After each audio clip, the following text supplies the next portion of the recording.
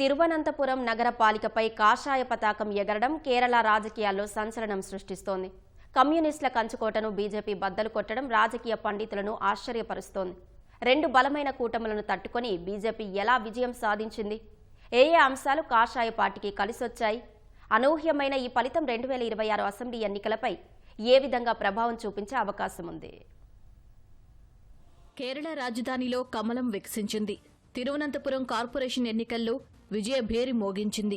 దాదాపు 45 ఏళ్లుగా తిరువనంతపురం నగరపాలిక కమ్యూనిస్టు కూటమి ఎల్డీఎఫ్ చేతుల్లో ఉండేది. ఎల్డీఎఫ్ను ఓడించేందుకు కాంగ్రెస్ సారథ్యంలోని ప్రతిపక్ష యూడీఎఫ్ ఎన్నో ప్రయత్నాలు చేసినా సఫలం కాలేదు. అలాంటిది ఎల్డీఎఫ్ ఆధిపత్యాన్ని సవాలు చేసి బీజేపీ గెలవడం సంచలనంగా మారింది. మొత్తం 101 వార్డులున్న తిరువనంతపురంలో బీజేపీ నేతృత్వంలో ఉన్న ఎన్డీఏ 50 డివిజన్లు గెలిచింది. LDF 29, UDF 19 వార్డులకే పరిమితమయ్యాయి. మరో 2 చోట్ల స్వతంత్రులు విజయం సాధించారు. ఒక డివిజన్కు ఎన్నిక జరగలేదు.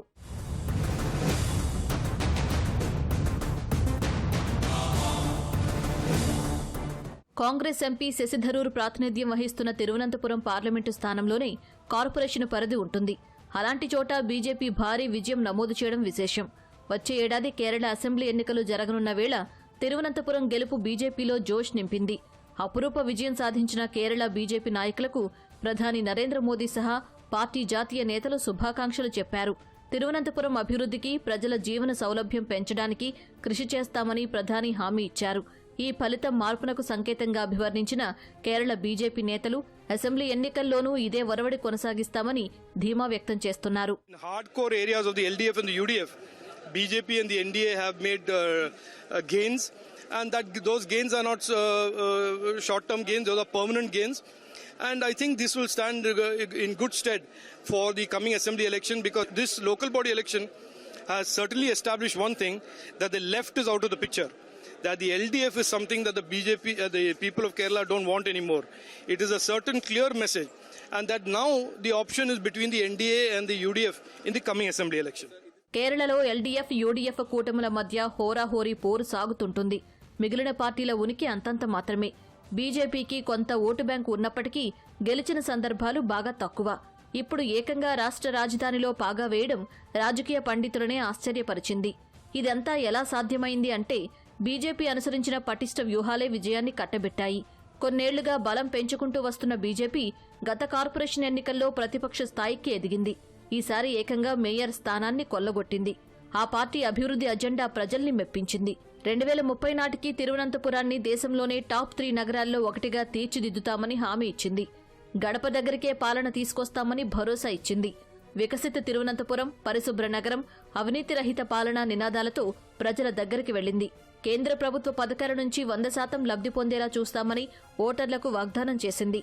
కార్పొరేషన్ ఎన్నికల్లో గెలిపిస్తే తిరువనంతపురం అభివృద్ధికి ఏం చేశామో ప్రతి ఏటా ప్రగతి పత్రం విడుదల చేస్తామని బీజేపీ మాటిచ్చింది.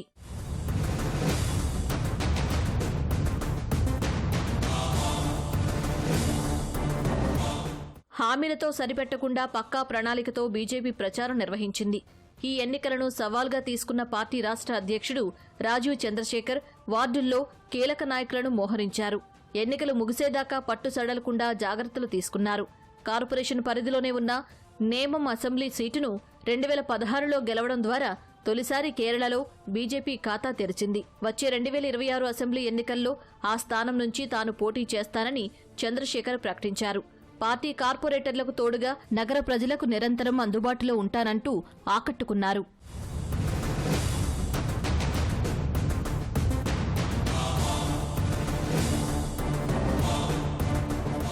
అభ్యర్థుల ఎంపికలో కాషాయ దళం చాలా జాగ్రత్తలే తీసుకుంది.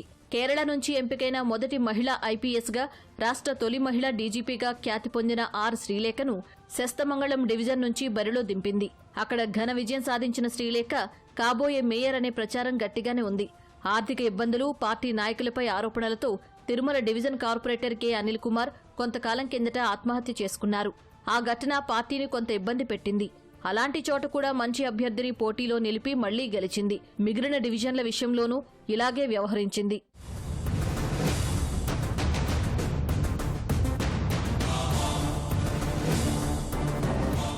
45 ఏళ్లుగా తిరువనంతపురం కార్పొరేషన్లో ఆధిపత్యం చెలాయిస్తున్న ఎల్డీఎఫ్పై ఉన్న వ్యతిరేకతను బీజేపీ సొమ్ము చేసుకుంది. మరీ ముఖ్యంగా గత 5 ఏళ్లు పాలనాపరమైన లోటుపాట్లు, కొరవడిన అభివృద్ధి ప్రజలకు కోపం తెప్పించాయి. మేయర్ ఆర్య రాజేంద్రన్ వ్యక్తిగత వివాదాలు కూడా ఎల్డీఎఫ్ ప్రతిష్టను దెబ్బతీశాయి. 21 ఏళ్లకే మేయర్గా ఎన్నికై చరిత్ర సృష్టించిన ఆర్య రాజేంద్రన్ అనుభవలేమి, అవినీతి ఆరోపణలు, అహంకార ధోరణితో వ్యతిరేకతను మూటగట్టుకున్నారు. కేఎస్ఆర్టీసీ బస్సు డ్రైవర్ పట్ల దురుసు ప్రవర్తన మాయని మచ్చగా మారింది. బస్సును తమ వాహనం ఓవర్టేక్ చేసినప్పుడు డ్రైవర్ అసభ్య సంజ్ఞలు చేశాడంటూ మేయర్ ఆర్య రాజేంద్రన్, ఎమ్మెల్యేగా ఉన్న ఆమె భర్త సచిన్ దేవ్ రచ్చరచ్చ చేశారు. నడి రోడ్డుపై బస్సు ఆపి మరీ డ్రైవర్తో వాగ్వాదానికి దిగారు. అసభ్యంగా దూషించారంటూ మేయర్ దంపతులపై బస్సు డ్రైవర్ కేసు పెట్టారు. పోలీసు విచారణలో వారికి క్లీన్ చిట్ వచ్చినప్పటికీ అధికార బలంతో సామాన్య డ్రైవర్ను బెదిరించారనే అంశం ప్రజల్లోకి గట్టిగానే వెళ్లింది. మేయర్ ఎవరికీ అందుబాటులో ఉండరనే విమర్శలు ఉన్నాయి. ఇవన్నీ గమనించిన సిపిఎం ఆర్య రాజేంద్రను ఈసారి పోటీకి దూరంగా ఉంచింది. అయినా ఓటమిని తప్పించుకోలేకపోయింది. ముక్కోణపు పోటీ జరగడం కూడా బీజేపీకి కలిసొచ్చింది.